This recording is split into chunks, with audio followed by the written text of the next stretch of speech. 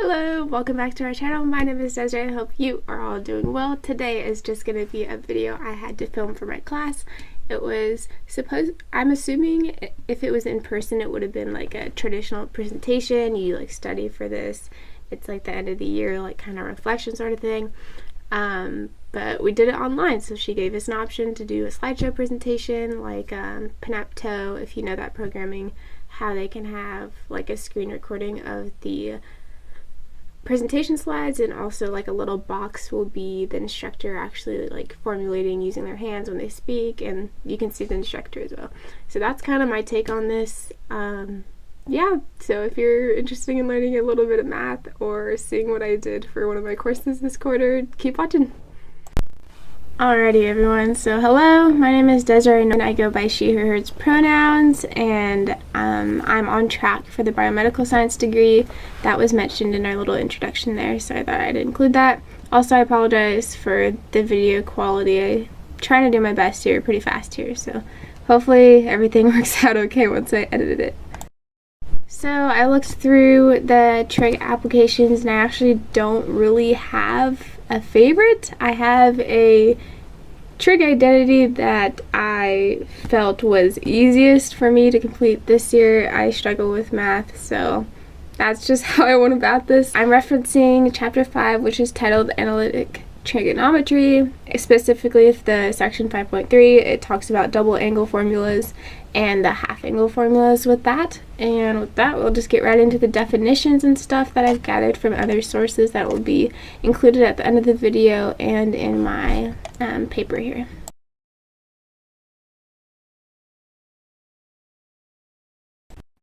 So thank you to Libre Text for that definition. I tried to find a better one in our actual textbook that will also be included in the references, but I couldn't find a well enough definition that would describe it. So right now I'm just drawing a unit circle with a compass and some graphing paper, and I'm just going to draw a little bit of an example of what we talk about in the definition. So I continue my unit circle here, and when we talk about what the half angle formulas and the double angle formulas find, we're just still talking about how, excuse these imperfect axes lines, if you can imagine this is your x and this is your y axis of the unit circle, and you know you have your three main points roughly in that general area. You're just talking about a triangle point that will be given to you in our problems, as you know from the practice problems. Say it's right here, and you just imagine and draw these points down here to make a triangle. Pretend that's 90 degrees or it's perpendicular, but you get the point. So we're just talking about a point in the triangle it makes. In particular, we're finding the sides, and then as you know, we find the rest of the angles using other trig identities and the double angle formula. Another really great example of this I found on Khan Academy, actually, as opposed to our textbook, and I'll throw that up on the screen here.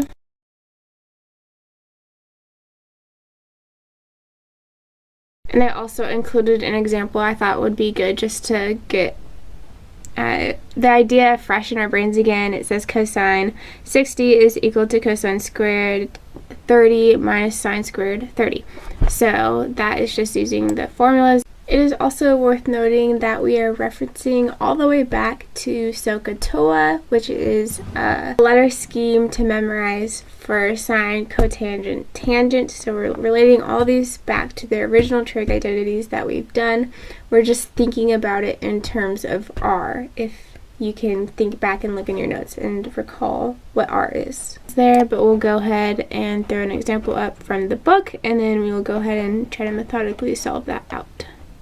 Just for time purposes, this comes from 5.3 practice problems 1 through 7 that we did, and this is the first problem, and we're only going to use the sine and cosine identities for now. The way I like to start off and think about this is writing everything out methodically and relating back all the way to, for myself, back in high school when we wrote out what the function actually means and locationally, if that makes sense. So we've got this right here as our function. Again, that's just taken from there.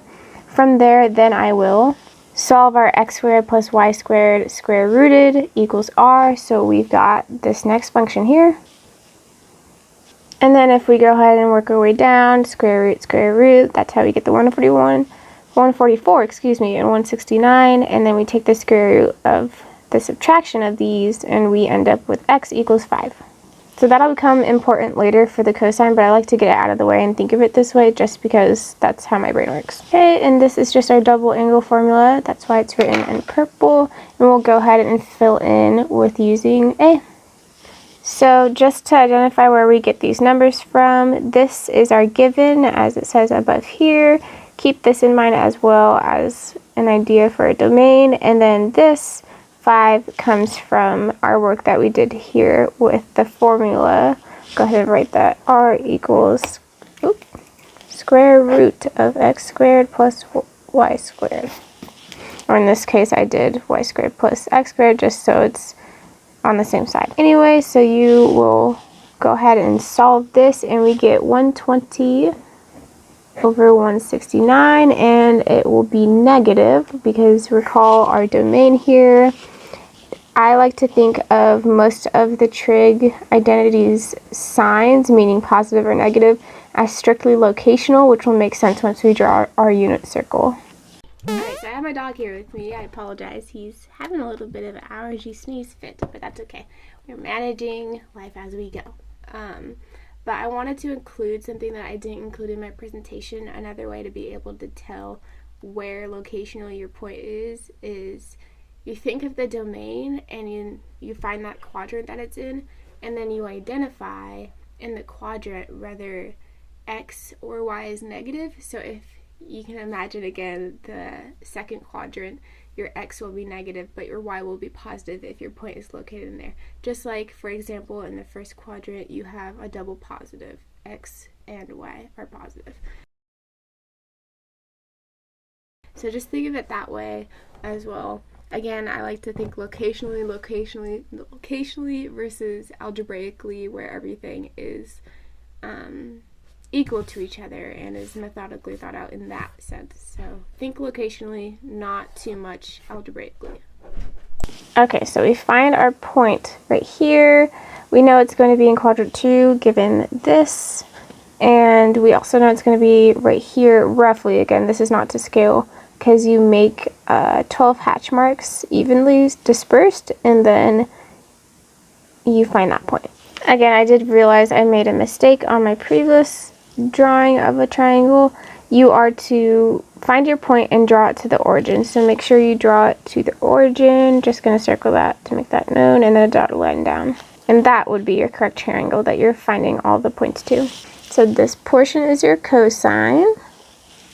And we know 12/13 again from the given.